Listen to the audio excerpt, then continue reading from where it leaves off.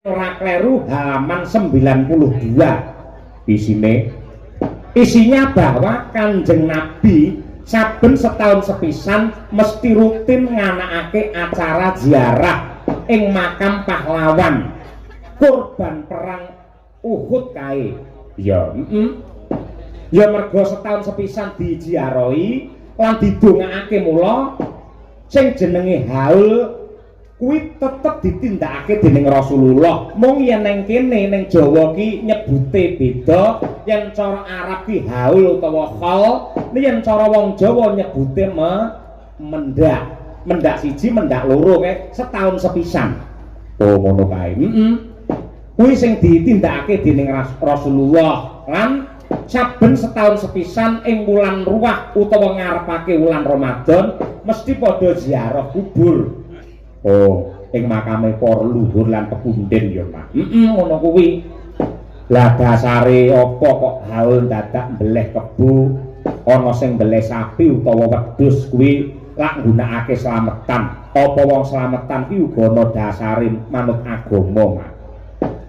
Manut hadis Bukhari Muslim yen ra kleru juz kedua halaman 370 isine Kanjeng Nabi setiap bertepatan wafatnya Siti Khadijah mesti mbeleh wedhus banjur manakib tegese Kanjeng Nabi nyeritakake riwayat kebeciane Siti Khadijah banjur kirim donga marang almarhumah terus ya kuwi nindakake sedekah paring daging wedhus marang tangga teparo lan sanak kadang yen ning Jawa diarani asul-asul utawa ater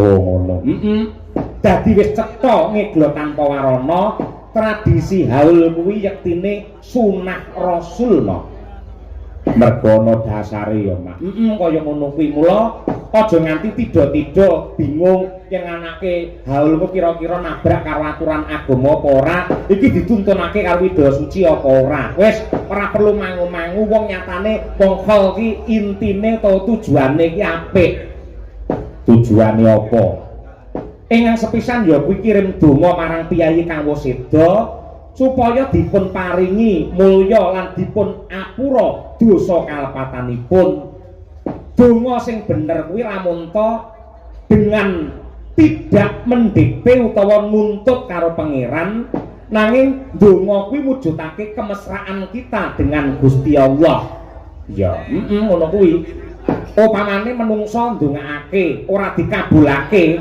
kuwi pamrih men menungso ngerti yen pangeran kuwi ora kena dibedhek ora kena dituntun ora kena kinaya ngapa ning yen ndonga dikabulake karo Gusti kuwi mujudake kasih sayang Allah kepada hambanya kuwi sepisan manfaat yang pertama angka loro kal wujud kasetian lan bektine anak putu marang luhur ingkang wis seda.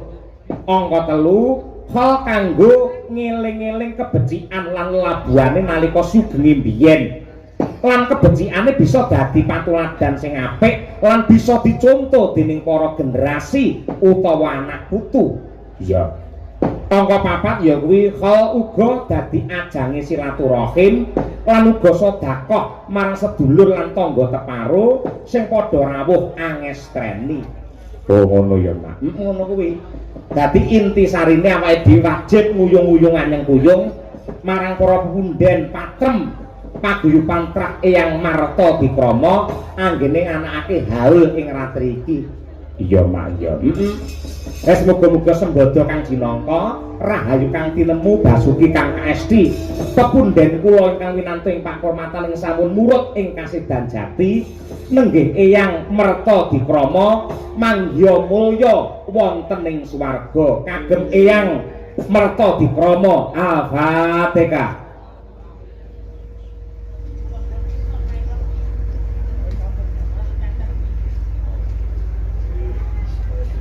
Amin, amin ya rabbal alamin. Matur nuwun. Ya. Hasbuna Allah wa ni'mal wakil.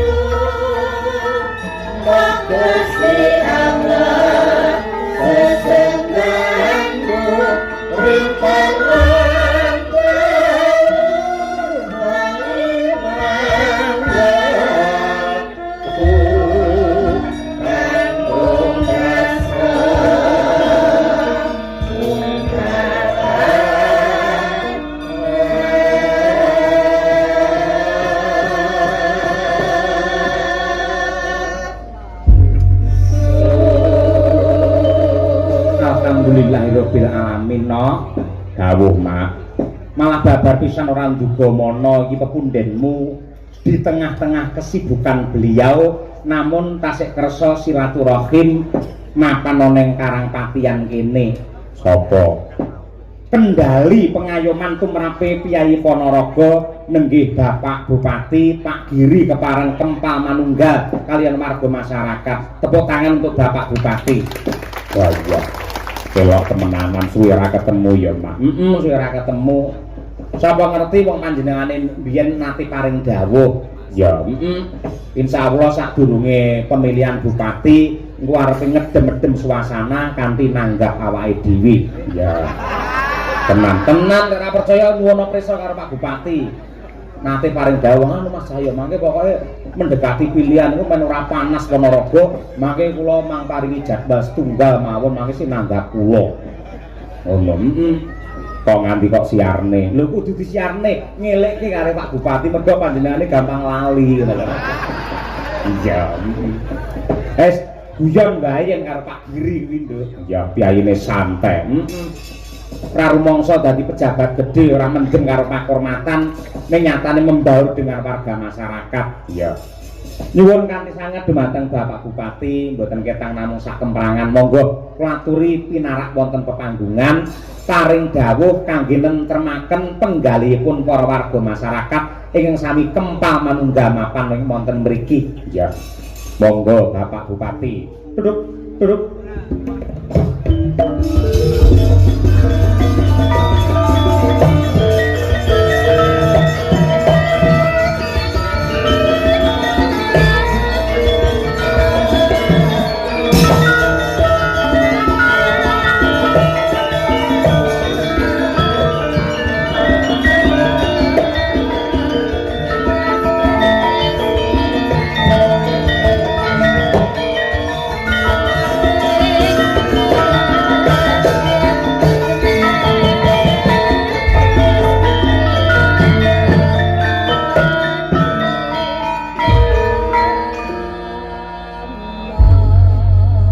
Assalamualaikum warahmatullahi wabarakatuh. Waalaikumsalam. Hamdan wa syukran lillah, sholatan wa salaman ala rasulillah.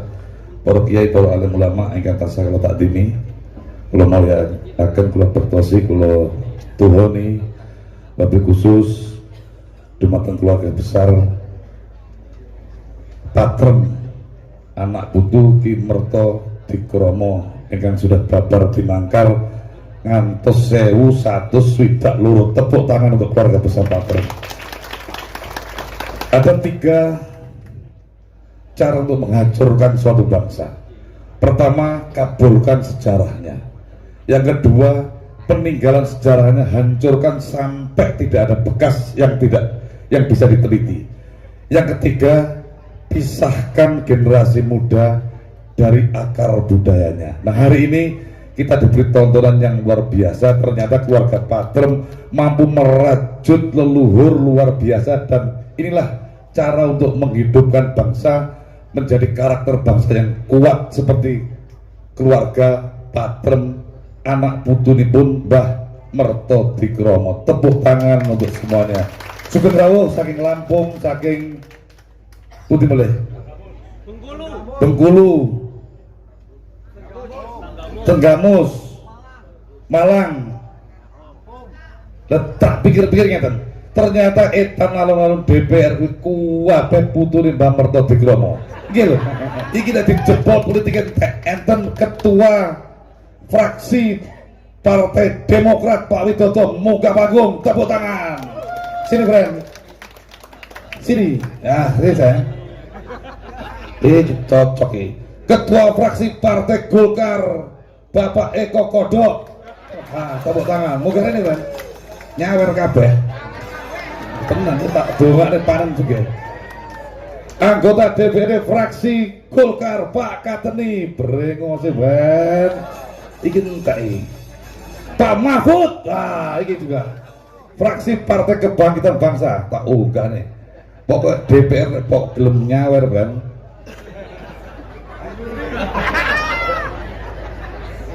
Terang-terang. Ya. Wes ya, kemuka kabeh. Pak Mahfud, Ibu Yuliana fraksi Demokrat. Nah, gampang nek belot tak lapor ketua Patrem bar kabeh. Ini kabeh partai pengusung, Bos. Ini kabeh partai pengusung. Layak jejak politik uang penake ditoto keluarga besar selesai gitu. Cocok, Mas. Cocok sangat. Oke, kalau nyun jatah tunggal dalam kampanye. Estu to niku. Sumpah demi Allah. Alhamdulillah. Kari ngenteni DP-ne. DP-ne sesuk. Sembah nuwun nggih Pak Bupati. Nggih, sami-sami. Nggih. Yes. Sangat. Pergi, Bos. Tak nyanyi kabeh mening. Oh, cocok. Sinten le? Lurah Kuatah putune. Iki sugih kabeh. Ketua panitia. Ah, Lurah Jogol. Lurah Jogol, Lurah Karangpatian, kabeh dulur. Kepala Dinas Kasat Pol PP Pak Eko, dulur pisan. Ayo, sanggup ora? Ayo kene muga.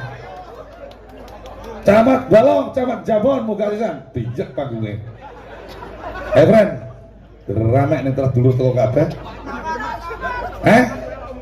Sinten?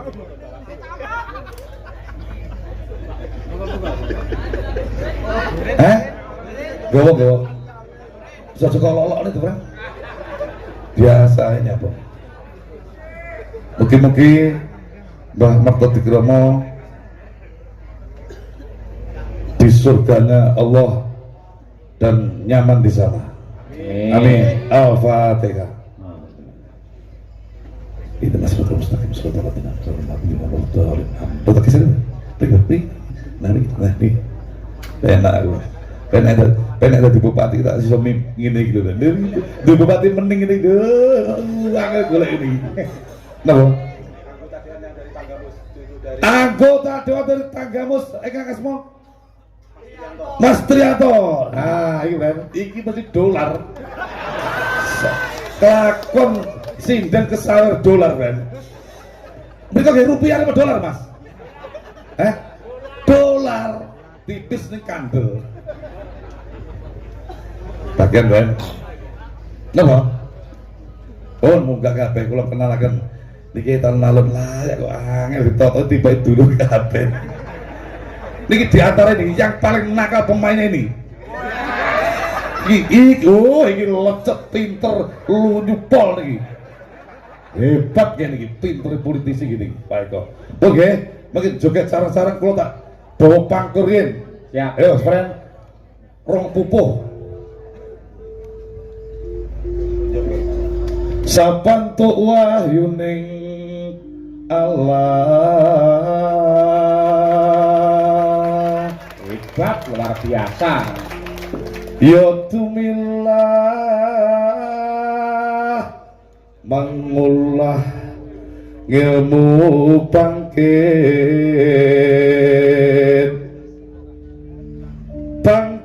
remah ngukut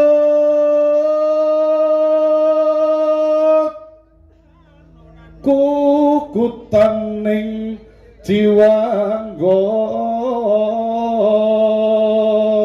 Makupati sidane tanggal piro. Wong bebene sesuk-esuk Mas. Iya, Mbak. Aku lali cepet. Ladane to. Yen nang kono kena ing aranan sepuh lire sepuh sepi hawa nawas loroning tunggil. Luar biasa. Elak tenan. Wis sak pupuhe Mas, ditanjakne apa keren? Hah?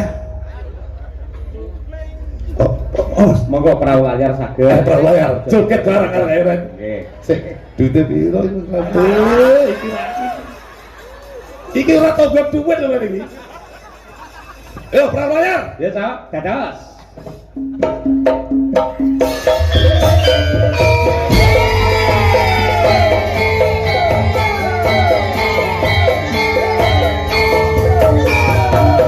Ayo, joget.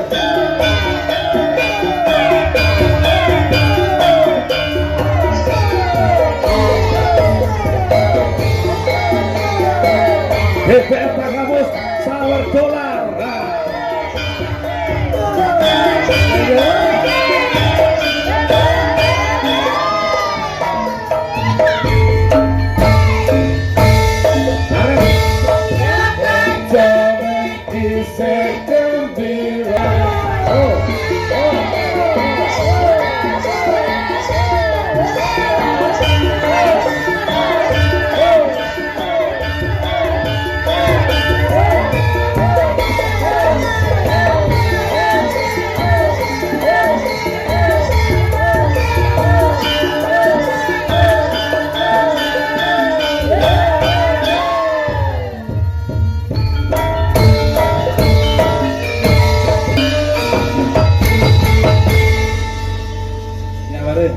Nyabari ngene, nek didum stok-stok ora adil lagi nih. Oh. Aku butuh. Tanding dolar. Yo. Oh, oke, friend. Yo, gini. Yo, oke, lebih oke nih. Yo.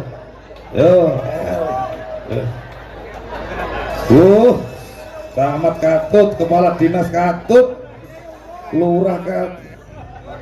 Mas. Kurang. Wis Mas, aku sampun aku. Go Mas, koordinator Jo. Nggih, sembah nuwun. Pun nggih salah mau nggih. Pun, Assalamualaikum warahmatullahi wabarakatuh. Waalaikumsalam. Tepuk tangan untuk Bapak Bupati. Ya. Nggih, elah sembah nuwun. Monggo pejabat luhur ya, Mak. Bareng kon ngisi sumbangan nang nggen terbang sing diwalik iki kaya udu otok lho Nduk kalian. Elah sembah nuwun, mugi-mugi ora lokak paradine malah saya kebak. Ya mak ya elok luar biasa.